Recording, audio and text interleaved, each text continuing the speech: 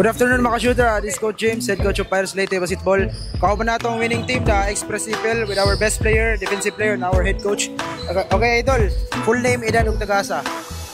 Juninho Cabarobias, 15 years old, taga Ipil. Okay, idol. Ako pangutanan mo, idol. Unsay preparation mo kaniya, idol, na nganong condition maka both offense and defense? Unsay preparation nimo? Hard work, discipline, training.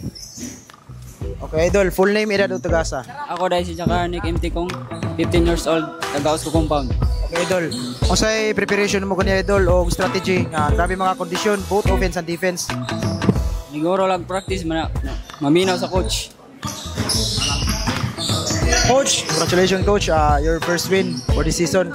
Coach, unsa pay makita na mo ninyo po coach sa mga next game niyo coach, ug unsa pay mga strategy niyo pangabuhaton coach?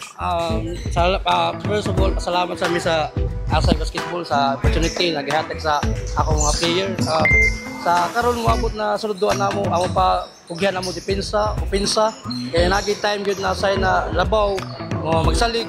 So kailangan ng mindset gyud dili magulo na sa score. Ang unahon ang madaog gyud ug makuha gyud ang goal namo permi.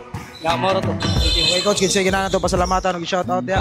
Pasalamat ko tanan sa Barangay Ipil sa suporta tanan sa mga player, sa mga soloset, di na ko masausa.